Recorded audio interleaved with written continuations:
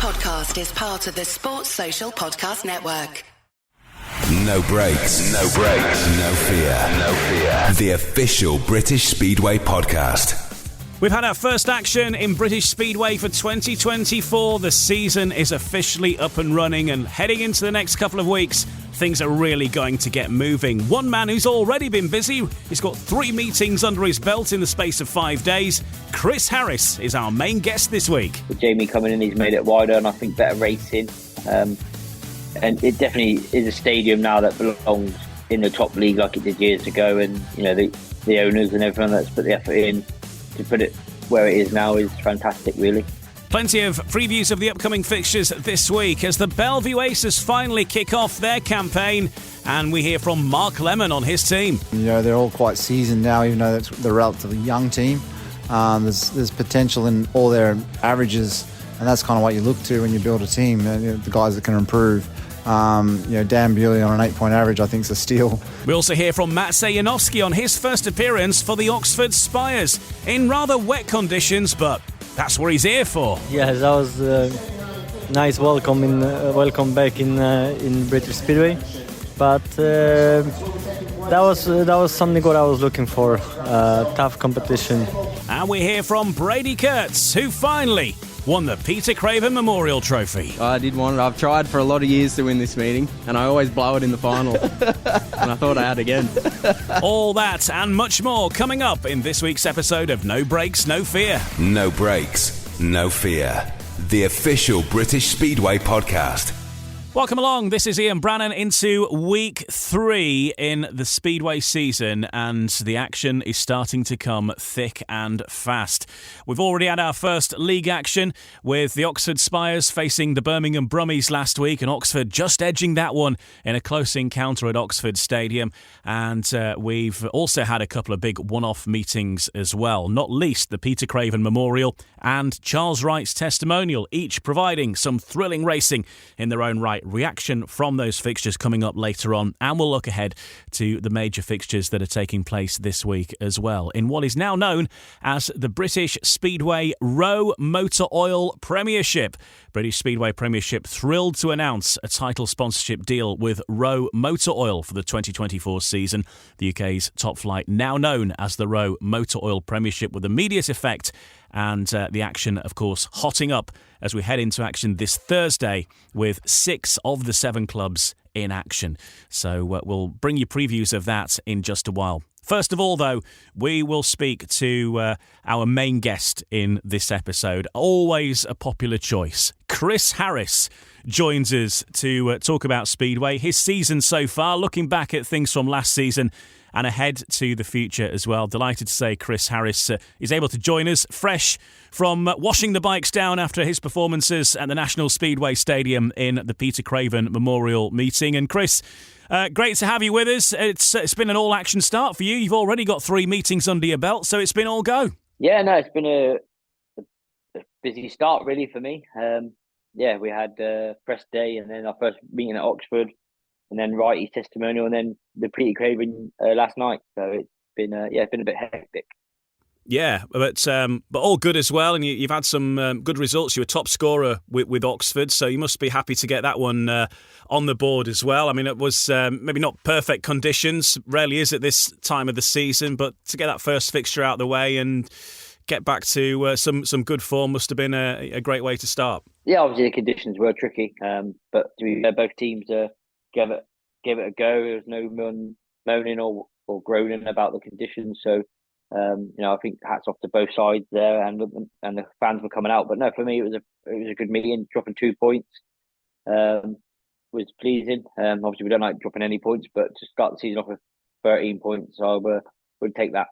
Oxford, of course, it's going to be a busy time at Oxford Stadium. There's going to be regular Speedway, which is good for the fans. Fans are going to know there's going to be some Speedway happening most weeks in some form or another, in one league or another. But to be stepping back up to the top level again, I guess you're one of the few riders who would remember Oxford from the first era at Sandy Lane before everything closed down. But it's great to have that. I know you've ridden there in the championship, of course, and you won the pairs there, didn't you, last year with Glasgow? But to be back there again and and seeing it now living up to its full potential back at the top league, it's fantastic. I think for British Speedway as a whole to be bringing the top names back to Sandy Lane again. Yeah, no, I remember obviously being there. Went there, I think it might have been 02, I guess, maybe the first time to ride. Could be earlier, but yeah, no, the track was a lot different back then. It was a lot narrower, so with Jamie coming in, he's made it wider, and I think better racing. And it definitely is a stadium now that belongs in the top league like it did years ago. And the owners and everyone that's put the effort in to put it where it is now is fantastic, really. A competitive team as well to be stepping up to the top level. As you've already seen, you've got your first victory on the board, but you've got yourself, you've got ex-Grand Prix talent with Maciej Janowski, who's looking to head back there. Ex-Grand Prix talent in yourself, of course, not least, but also Louis Kerr, Charles Wright. You know what they can do around Oxford from, they won the pairs with Redcar there a couple of years ago. So you've got a lot of strong talent in that side. And really, I don't know, what is the aim amongst Oxford? Is it just, are you aiming for the playoffs, of course, I guess is the first aim, isn't it? But you must feel that really, you are strong enough and you're not here just to watch on the sides. You're here to compete. Yeah, no, the team that Jamie and Courtney and Peter Schrock put together, they put it together to go for that title. They're like everyone. They don't want to be in it just to make numbers up. They want to win it. First, obviously, is to get to the playoffs, and then it's a clean slate again. But no, we've got plenty of experience right through the sides, right down to the youth and everything. So, to have Magic at number one to lead us from the front is fantastic with his, ability, caliber and experience at a high level, winning Grand Prix as well. So you can't ask for anyone better, really. He's a nice guy as well, off track, and he's always there to help everyone. And then obviously foot was right down young Ashton. There's no pressure on his shoulders whatsoever, but he started off the season good in his home debut for the Spires, and he done more than what we would ask for, really. So if we can all just keep improving, obviously some of the guys struggle with setups and the conditions last week, but they'll get it right, and I'm sure we'll be a force to reckon with at home. Have you got like a team WhatsApp group? Because I think sometimes the quality of the banter of a team on the WhatsApp sometimes can be a bit of a reflection on the mood in the camp sometimes. So what's the quality of the banter like between the boys? And who's the funniest? The funniest probably is Peter Schrock, the boss. But no, it's slowly getting there. Obviously, with when it was set up, the time difference when the boys was in Australia and everything, and all the training camps that they was doing in this off season. But now the season's there, the banter's starting, and they're all pretty funny, really. But Shocky likes to be the funniest, I reckon. So I'll give it to him in a minute. Good stuff. Looking back at last year, it was I don't know, how would you assess your season last year? Because you started off with Leicester, and then you ended up making the move to Peterborough, which was maybe a bit of a not an ideal point. There was maybe one or two issues with the national team as well, where you withdrew from there. But the end of the season went great. You got silverware with Glasgow. You helped Sheffield win the top league title as well, doing what you do, coming in as the all-star super sub. So how would you assess 2023 from your point of view? Yeah, it was obviously a mixed one, really. Like I said, I started at Leicester, really wanted a new challenge, and things didn't quite work out. Disappointed the way it went there, really, to be dropped. Obviously, I know that no one deserves a team place, if you know what I mean. Everyone's runnable, but the changes was made out of my hands. Didn't agree with them, but it's not my decision. Went to Peterborough, finished off there. Peterborough finished strong as a team, which was nice to see than last season. I struggled there a little bit, really, to be fair. But that's racing. And then obviously, the Team GB thing sort of come along, and disappointing how that really ended as well. Really, to leave what we did was something felt that I needed to do, really, especially if being promised something and then not delivering on it. I feel that it was sort of a kick in the teeth, really. I didn't agree, but again, not my decisions. But Glasgow was a fantastic year. Took over captaincy towards the end from Tom, just so he could concentrate on his own racing, and to captain them to the first league title for a while was fantastic, and especially for the first league championship for the Percenters. They put a lot of time and money and effort into the sport, so it was nice that they could get that over the line finally after a few years of missing out. Yeah, on the Glasgow front, as you say, they've tried for years and years to win this title, and they've invested a lot of money in not just the team but the whole stadium. As you know, it's a very professional outfit, and everything they've put into that whole operation. And you're back again this year to help try and defend that title. But for you, on a personal note, it must have been a sort of a weird experience to be once again back at Wimborne Road with a title on the line, having, well, I don't know, your relationship with the Pool fans goes from one way to the other, doesn't it? You've won their hearts over by helping win titles for them, and then you've broken their hearts now a couple of occasions at Wimborne Road by taking that title away. Yeah, no, it's a funny one. The relationship I've got there is fantastic. To be fair, though, the fans have always made me welcome, even the times that I've took titles away from them. They've always given me a lot of respect, I guess, and I respect them as well. As I've proven before, if I've ridden for them or anything, I've always given 100% and against them. But they've always made me welcome. I've never really had many boos. I've probably had maybe one or two over the years from them, but on the whole, we've been pretty good there. Relationship between the rider and the fans, really. And you made this sort of promise, didn't you, to was it Cammy Brown or the Fasenas, that you would win the title for them? That when you signed for Glasgow, that's what you would do. You go there and win the title for them, and not only did you contribute towards it, you actually did win the title. It was you that sealed the deal in that heat at Wimborne Road. Yeah, no, it was nice. It's always nice to be the one that seals the deal. But like you said, until that is over the line, it's hard, especially at Pool. They can turn the meeting around just like that and come back and bite you on the backside. So to do it in that vital heat was a tough one as well. But yeah, I did say to Cammy leading up to that meeting that I would go out and lead from the front and win heat one for him, and we did that. And yeah, to drop 1 point over the two legs was good for a personal note. But to be fair, it was a team effort. Lee Complin, he upped his game for that meeting. Tom had a fantastic playoff final as well. So, Basso has done his job over the season. Tarasenko come in and done a fantastic job. Young Ace was there as well, putting in vital performances and scoring his points. So, it was a team effort. I couldn't, everyone says that, I won it on that race, which was nice. But, for me to do that, the team had to perform over the season and over the two legs, and to allow me to have that opportunity to seal it in the way we did. Yeah, and it's a very good point you make. There's a lot of focus on bringing in Tarasenko, of course, was a big signing, but equally, as you say, in the semi-final and leading up to that, the contribution of Lee Complin to single him out really, was massive. Really turned the scores around in some of the meetings in all of the competitions. But those points from reserve were huge for Glasgow, weren't they? Well, especially when we was missing Klaus Smith as well, and he was having a fantastic year, especially at home. He was an extra heat leader at home. He was good around Glasgow. So when he got injured, it was tough. But yeah, no, Lee stepped up. A lot of people wrote him off that he was overweight, too muscly, blah blah blah, and all that rubbish that you hear. But he had a lot of bike issues to start the season, over the season, but he kept working at it, and it showed in the playoffs. He come good.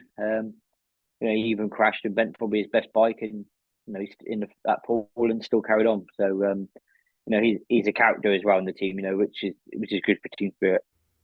Were you is it right? You were the busiest speedway rider in the world last year. Is that right? You did the most meetings. I'm sure I saw somewhere something along those lines, including the long track stuff and everything. Yeah, 3 years in the trot now. That is that's a nice thing I like. I've done like 90 odd speedway meetings, and then if I added my long track in grass tracks, it was about 105, something like that altogether, which I like to improve more on this year.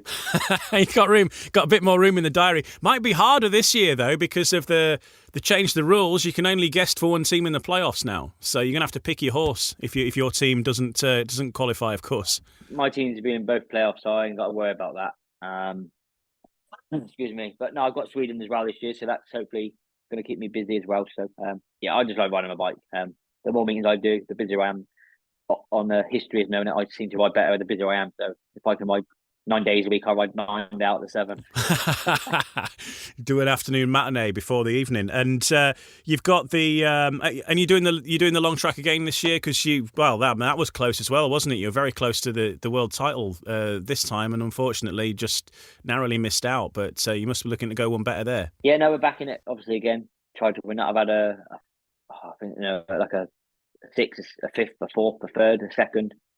Hopefully next year it's going to be that top step. But no, it was obviously disappointing to lose it the way we did. We went into the last round just a couple ahead of Martin, which I knew was going to be tough on his home track. Smolly's a good rider on the long track, especially around Waldorf. And the junior decided just to change the engine a little bit to give us a bit more power, but we ran out of steam on the straight, so the changes he made didn't work, which is unfortunate. But it was out of our hands. We didn't know nothing about it until the day we picked the engine up. So it is what it is. We learned from that. Changed a lot for this year with the tuner and engine. So we've got a new one of them, and we'll see how that goes. Hopefully, from what he's saying, the dyno and everything looks good, but a dyno is one thing, but when you're on the track is another. But I'm confident it's going to work, and it'll be just down to me then. If I've got the machinery underneath me, I'll push it all the way. Yeah, good luck with that. Well, it's exciting to see how that all goes. And have you made any of the changes as a result of that then to your regular speedway? Because I know that there's a lot of talk at this time of season of a few riders changing engine tuners and changing engines, and some of the boys have mixed up their setups. Are you sticking with what you had from last year, or have you made any changes in that regard this year on the regular speedway too? No, not really. Towards the end of last year, we made a few changes with the engines and the tuner. It's just the tuner I've got now is just down the road from me, Johnsy. So it's literally 20 minutes from my house. So it's a bit easier than sending an engine to Holland. So, but other than that, we started using it, Johnsy, towards the end of last year, and I was happy with it. So we've stuck with it. It's I've done it all before, changed tuners every 5 minutes, and that doesn't work. You need to find something that works and work with the tuner and build that relationship up again. So it's all going in the right direction at the minute. Yeah, it was talking because I've got Rory Schleins now doing some stuff with BSN, and he's been on like the group chat during meetings and so on, and he's been pointing out who's riding what engines, and he said that a lot of the boys now seem to be going back to Peter Johns. Peter Johns is one of the tuners, for people that don't know, and he's tuned engines for world champions and Grand Prix riders in the past. And riders move, don't they, from one person to another, and it goes round. And people now seem to be seeing that Peter Johns is the man, who's doing your engines, is the man of the moment again. Yeah, it's like a roundabout. Whoever's winning on one, the riders, Speedway riders are very like sheep. They follow suit. So yeah, if somebody went out and won a Grand Prix on a Westlake, everyone would won a Westlake, wouldn't they? Excuse me. But I think Johnsy's got something that's working well, especially in the English tracks. He's been around a long time. He knows the setups for over here. But for me, it's on my doorstep. He's 20 minutes from my house. If I've got a problem, I can fly an engine over there, and if he's got time, he can quickly sort it out. But no, it's he's the one over here. I think it's got some good engines working. There's some quick guys out there on his stuff. Are you still a belt drive guy as well? Because they've been there were talks about at the Peter Craven, because obviously Freddie Lindgren's running one at the minute as well, isn't he? A few riders do. Are you still on that? Yeah, I still use mine. I see Doyley's gone over to him now. I think he likes how they work, so I guess he'll be changing fully over them soon, I guess. But for me, I've used them for 3 or 4 years now. I've never had no problem. I like the way they work for me at the start. I know I'm not the greatest starter, but the way it feels and on track, the way it rides and handles, it works for me. So, and I believe it's going to be the way forward in a few years. When they ban chain oilers, they're going to have to do something with the riders. So the belts are going to be the way forward, I believe. Yeah, it's interesting to see, and obviously it's not causing any harm because Freddie Lindgren's using them. He was going fast enough and has been going fast enough the last couple of years. And you, I would say, we're having to start calling you Trapper Harris, because you're getting out of the gate, and we're not bombing. I mean, you're still doing it as and when required, but really now, you have been making the starts probably better than ever in the last couple of years. Yeah, the belt drive has helped me at the start better. Still a bit inconsistent as me, but I don't like to make too many starts to meetings because I like to have some racing, have some fun from the back. But for for an easier life, it would be easier to make starts, but it is what it is. Yeah, when we do make starts, it is nice because to have that fresh air from the front is easy. But yeah, we keep working on it and see what we can improve. On to this season then. You've already raced against Birmingham and got the victory there, but your next fixture for Oxford in what's now called the Rome Motor Oil Premiership, which will be the name you'll be hearing through this season, the new sponsors of the Premiership in British Speedway, and Oxford racing against the reigning champions. The Sheffield Tigers come to Sandy Lane for their first experience of that. Of course, you helped Sheffield to get it over the line last season. You came in as the super guest, one of a few, to be fair, that Sheffield called on, and you were involved in that and helped lift that trophy. But now you're riding against them on your new home track, and this is going to be, firstly, it's Sheffield's first fixture, isn't it, as their title defence begins. And do you think that you've had that meeting already this season last week? You've got a bit of an advantage of track time there because Sheffield haven't ridden as a team yet. Yeah, no, it's going to be tough. Sheffield's a good side, I'll say, defending champions. So they've got that big target on their back. But yeah, no, it's nice that we've had the advantage to having a meeting at home already, given it was a wet one. But if they can have the track like it was press day, it was fantastic on press day. So if that's going to be like that for the season, it'd be some good racing. But you can't really write Sheffield off. A few of them has probably done a few meetings and practices, and you've got 2 ex-world champions in that side, a young possible future world champion in Jack Holder. So their top 3 are very good, and then you've obviously got Pickering. He's an out-and-out racer. He's been to Oxford in the championship, so he'll know what it's all about. Same as Carl Harrop and their boys at reserve as well. So it's not going to be easy. It never is at that top level, which you don't want. You want close racing, tough racing, and I'm looking forward to Thursday and see what we can do against the reigning champion. And you've got them twice, haven't you? Because you're then back at Sheffield the following week. So it's home and away against the Sheffield Tigers. And of course, Overton, a different prospect to your home circuit where it is more about out-and-out speed, isn't it? Yeah, it's a track I enjoy going to. And I believe, the team that we've got is all probably been there. So we don't really need to worry about that. It's just Sheffield are a strong side at home. So and led by some good riders. So, but I don't believe Holder or Chris or Jack's been to Oxford yet, and I'm not sure if Ty has or not. He might have done in his younger days, but I'm not really sure if he has or not. To be fair, but if it's not, then we need to make sure that we get off to a good start. I don't know on that one. I think if he did, it would be at the very, very start of his career, wouldn't it? Because they would have stopped. Yeah, he's been a very young boy. Yeah. He might have been there, but. Yeah, certainly I think it's effectively going to be... And as you say, the track has changed at Oxford quite a bit, hasn't it? Because it's much wider now. Yeah. Yeah, so it's made for better racing, so... Excuse me. But, again, they're world-class riders, so they're not going to worry about not been there before.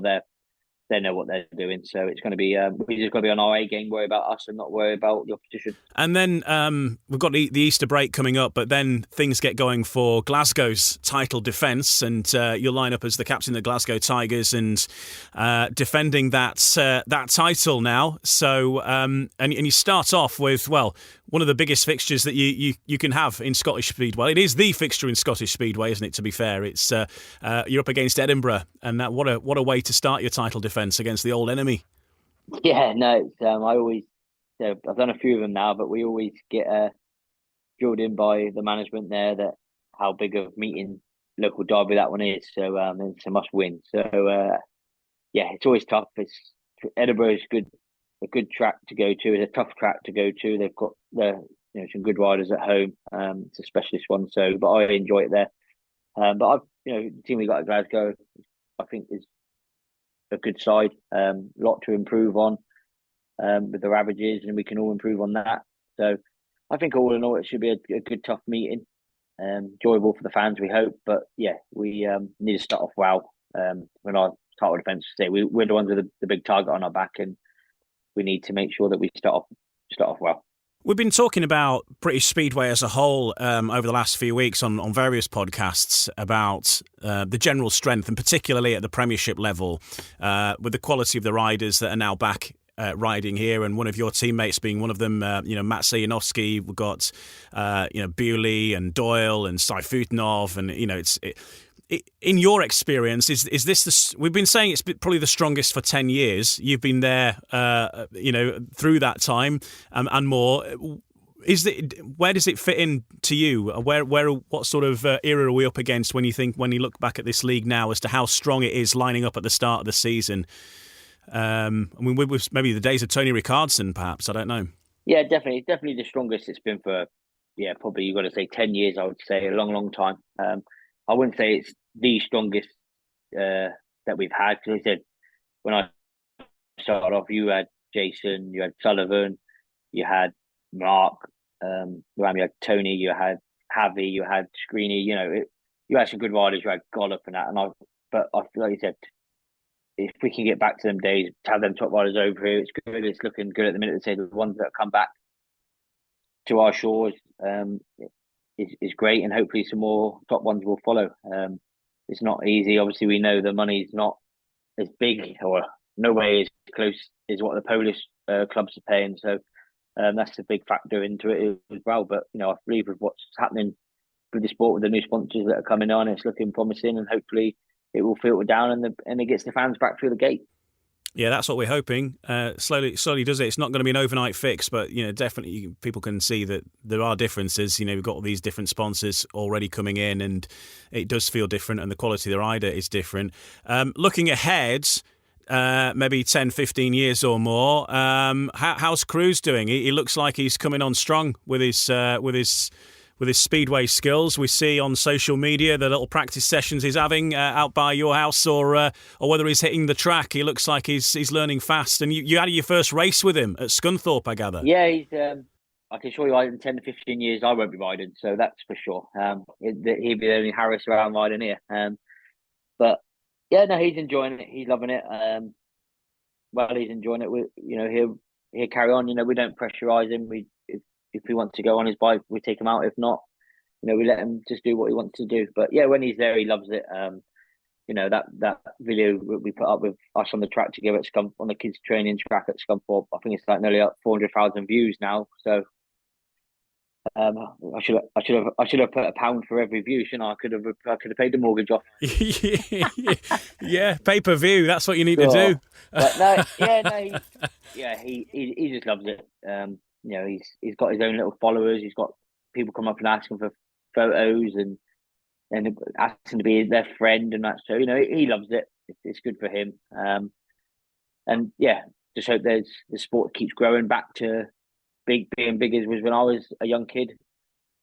With the stadiums, obviously we've seen a few close over the years, but obviously just a few open with Oxford. So if Coventry can come back, and if Wolves can find somewhere and open, it's good for the sport. And I believe with these sponsors that are coming in, it can show the councils that sport is still a growing sport, and that they will leave the housing alone and say stop building on our stadiums and go and find another field to build the houses on, because that's all it's all about, isn't it? Greedy developers. Yeah, and of course, a club that's very close to your heart, Coventry, central to that. You have made your contribution to that fight, and of course, that big decision at the start of the year, I think, is actually going to have lasting repercussions on other stadiums and other developments that are trying to be built on stadiums. But great that there's been no appeal to that now, and we sort of wait and see what happens to the next stage. But for you, I guess there'd be nothing more that you'd love to have a ride around Brandon at one more time if they manage to get things open again at some point. Yeah, no, it's great that they never appealed. Jeff Davison, everyone that's done involved with that, he's done a fantastic job to keep fighting, to keep Coventry there. So I said to Jeff that he needs to get it back up and running so I can have my retirement there. So he's got a few years to do that yet, but we need it back. It's definitely a fantastic racetrack, good stadium. Granted, it does need a lot of work, but there's a lot of volunteers and people that will put it back back to its real glory, or if not better. But it's just not that either. You say we want Wolves back, Peterborough, all these tracks that's been closed in Lakeside, even though it wasn't my favourite track. You don't want to see no tracks closed, and you want to get them all back in here and make the league bigger. Yeah, absolutely. And but people are working as much as they can to try and make that happen, of course, and hopefully one day we'll get there with some of those tracks coming back in British Speedway. Well, look, thanks a lot for joining us, Bomber. Always a pleasure to hear from you, and we'll look forward to seeing you back on the track very soon. You've dusted yourself down after the Peter Caver Memorial and back to track action for you back at Oxford against Sheffield on Thursday. Yeah, no, we a little off, but we've brushed ourselves down and we'll be back for Thursday and go again. We're up to Manchester again tomorrow for the media day for the Premiership. So all the teams are there, so it's going to be a busy day tomorrow. I'll see you there. You will. Chris Bomber Harris, legend of British Speedway, on No Brakes, No Fear, and Bomber will be in action for the Oxford Spires as they race against the Sheffield Stars. In the next part of No Brakes, No Fear, we'll hear from his teammate. We'll hear from Maciej Janowski on his start to his Oxford career. We'll also hear from a couple of those involved in the fixture at Leicester on Thursday, which is the Leicester Lions against the King's Lynn Stars. We'll hear from Max, Fricke and Niels Kristian Iversen. And the Bellevue Aces head to Ipswich, and we'll hear from the boss, Mark Lemon, on his side's chances. All in the next part of No Brakes, No Fear. No Brakes, No Fear. The official British Speedway podcast. Coming up in the next part, we'll look back on Charles Wright's testimonial and also the Peter Craven Memorial in the final part. But right now, we'll look ahead to the fixtures coming up this week in the British Speedway Row Motor Oil Premiership. And we'll start with Sheffield, who get their title defence underway later this week.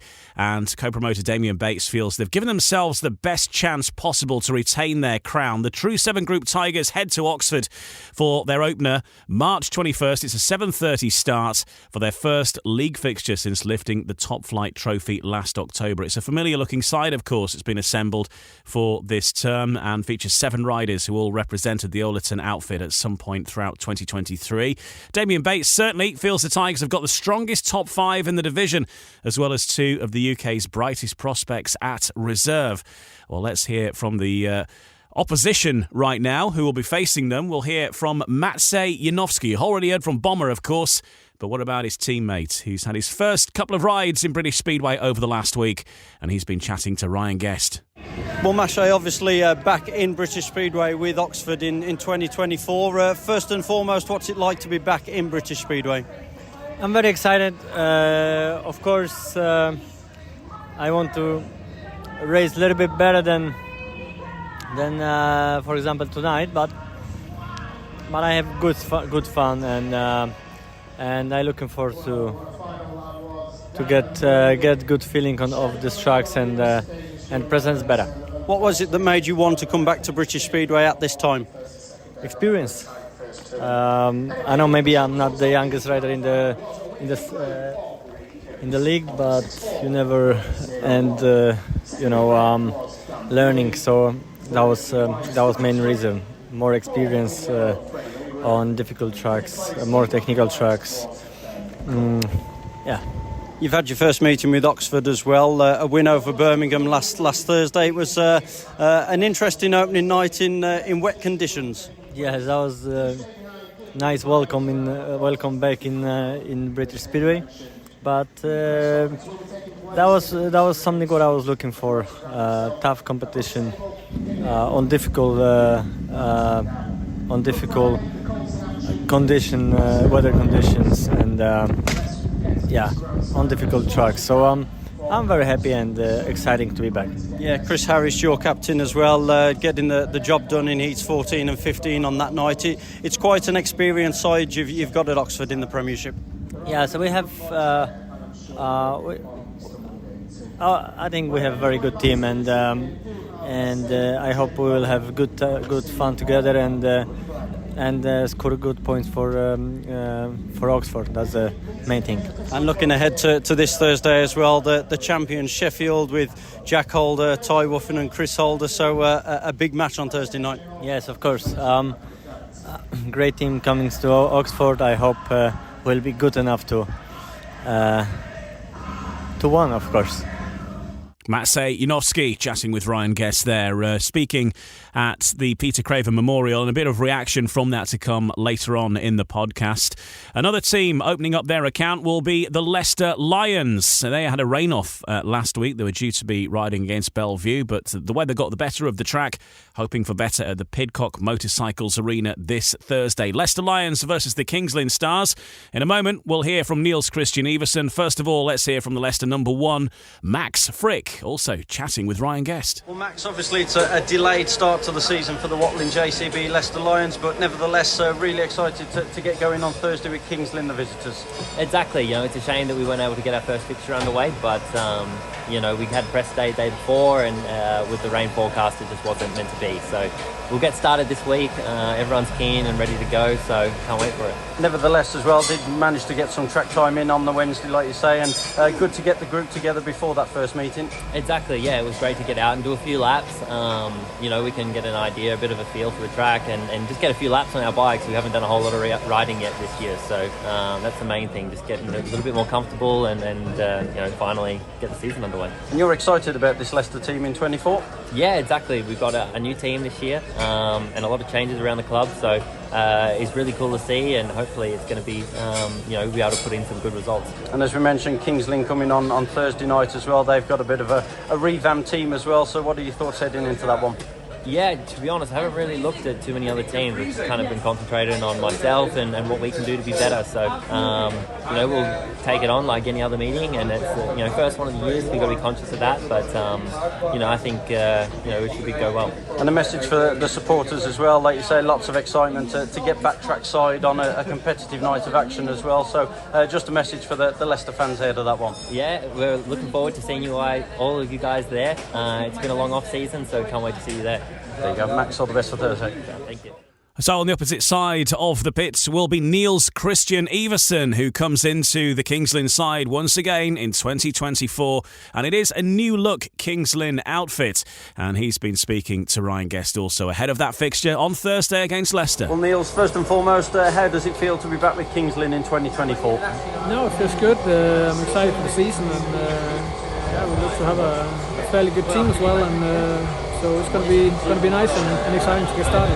Yeah, I was going to say, obviously it's a familiar looking team for yourself. Obviously a lot of connections with Peterborough. Rob Lyon also back as team manager. Is that something you think could benefit Kings Lynn? Obviously everyone spending that much time together last season. Not really. It's all about what happened when we come to the track and how we perform. So obviously Peterborough last year was a struggle, especially the first half of the season. But we had changes in the team, and we had Vadim and Patrick coming into the team as well, sort of midway through, and things really kicked off from them. And these two guys is with me as well in Kings Lynn, as well as Benjamin. So now it's going to be good. Yeah, like you say, some strength in the team as well. Tobias Musilak also coming in at number 1 and captain as well. So do you think the Stars are well equipped to put on a playoff push this year? I think so, but it's always difficult to sort of make any predictions before the season starts. It's all about what happens on the track and how everybody performs. The other teams looks really strong too. I think the league looks very competitive, and it's going to be difficult to predict anything. But I think we have a solid team, and I think we have a solid side all the way through. So I don't think we have any weak links in the team, and that's normally the key to be able to reach the playoffs. And a competitive opener on Thursday night as well. Leicester away, they haven't been able to get on their track competitively yet either. So what are your thoughts going into that one? It's the first league meeting of this season, so it's difficult what to expect. But I mean, we need to get started. We need to get going, and first I have this meeting here tonight, which is also exciting. So hopefully that will bring me into that zone and into that shape, so I can perform well on Thursday as well. Niels, wishing you all the best. Thank you. So it's Leicester versus Kings Lynn. You can watch this live on BSN as well, as BSN begin league coverage with this fixture. If you haven't got your passes yet, they're available still for the whole season, or just for the one-off. Just get all the details, watch.britishspeedway.co.uk. But there's certainly some mouth-watering clashes here as well. And heat number 1 should be pretty tasty in itself. They've got Max Fricke and Richard Lawson up against Tobias Muzielak and that man we just heard there, Niels, Kristian Iversen, named as number 2 in the Kings Lynn lineup, which makes them look very strong indeed. So the relative lineups then looking like this. Leicester, Max Fricke at 1, Richard Lawson 2, Sam Masters 3, Luke Becker 4, Ryan Douglas 5, and the reserves at 6, Drew Kemp and Joe Thompson, rising star, at 7. And for Kings Lynn, at number 1 will be Tobias Muzielak, 2, Niels Kristian Iversen, Michael Palmtoft at 3, Benjamin Basso rides at 4, Vadim Tarasenko 5, Patrick Wojcilo is a reserve at 6, and Anders Roth, the rising star, at 7. So watch along with that, and we will look forward to certainly that first heat should be pretty interesting. Well, another fixture taking place on Thursday, as 6 of the 7 sides are all in action in the Rowe Motor Oil Premiership, are the Ipswich Witches and the Bellevue Aces. Ipswich, of course, runners-up last year, winners of the Knockout Cup at Premiership level. And, of course, Bellevue with that championship the year prior and just fell short of retaining it, and they're looking for better. And certainly if you saw how the respective Bellevue Aces got on in the Peter Craven Memorial meeting on Monday, you'll think that they've got reason to be fairly positive, as collectively I think the riders that rode there hit over 60 points from their combined 5 rides. So, reasons to be cheerful for Mark Lemon. He's been chatting to Ryan Guest about Bellevue's chances this year. So Mark Lemon, 2024 season about to get underway for the Bellevue Aces as a team. First of all, the side you've put together and assembled this season, how do you think it's going to cope in this year's Premiership? I think they'll do quite adequately. They're all quite seasoned now, even though they're a relatively young team. There's potential in all their averages, and that's kind of what you look to when you build a team. The guys that can improve. Dan Bewley on an 8-point average, I think, is a steal.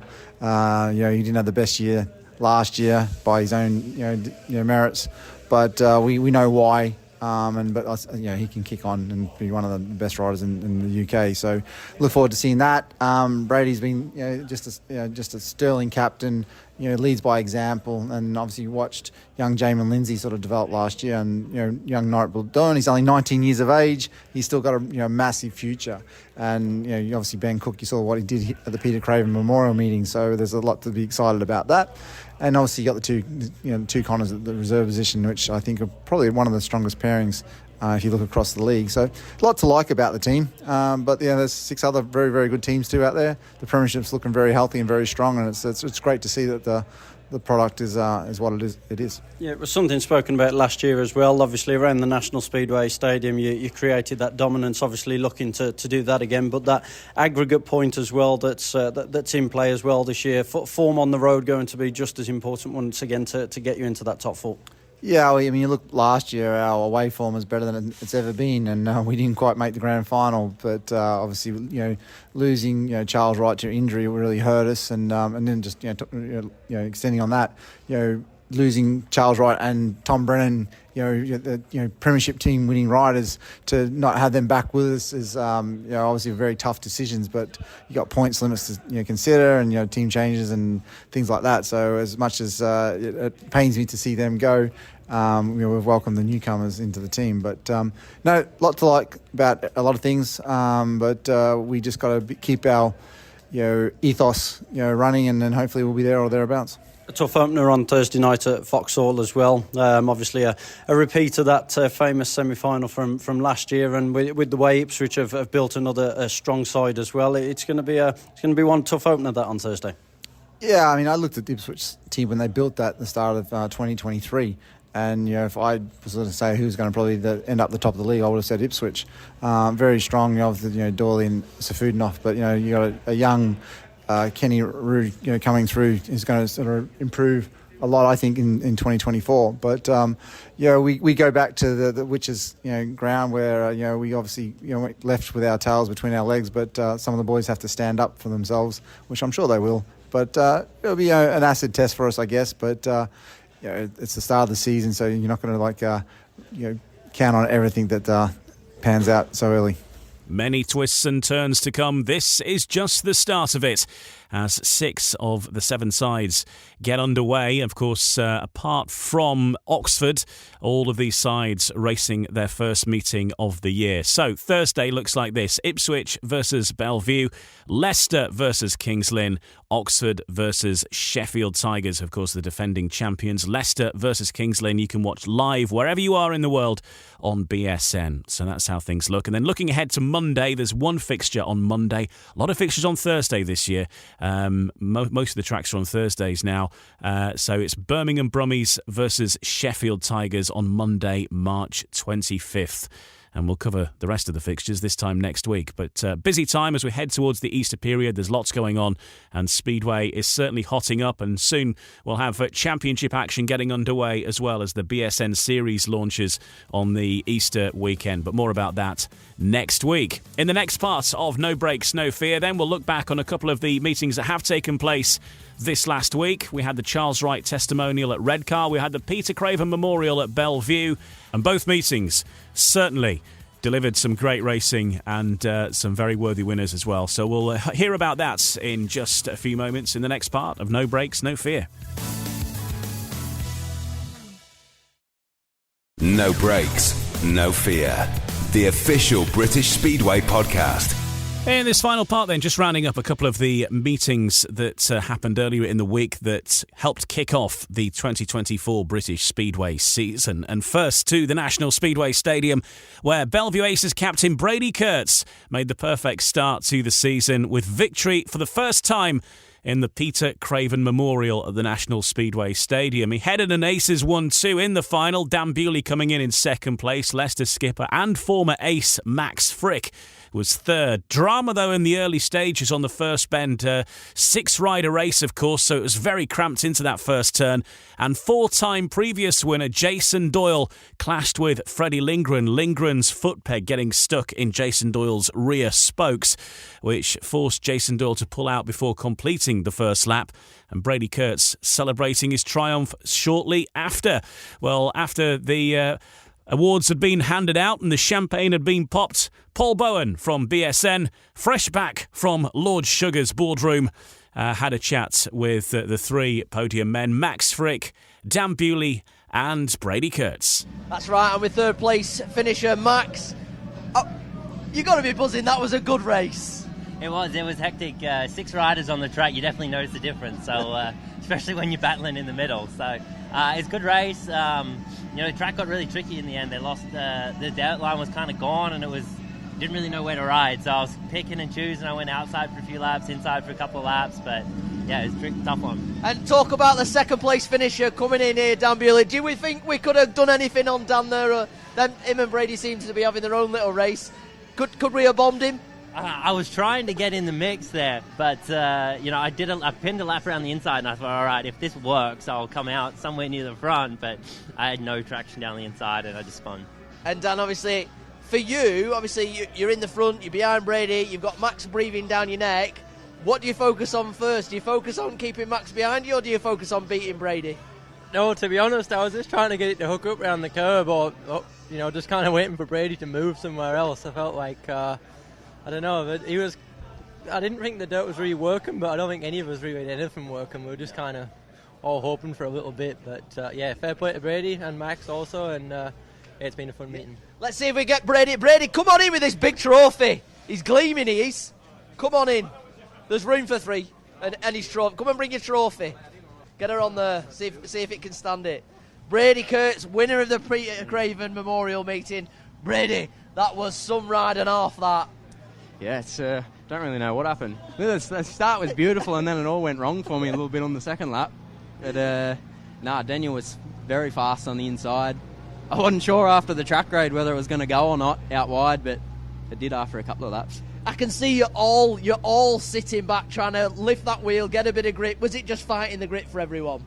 Yeah, like everyone's just trying to get the bike to go, really. It looks funny when there's 6 people on the track. And Max, you're having a bit of a dab on the outside, though. Was that did you stick to their plan, or did you not have a plan?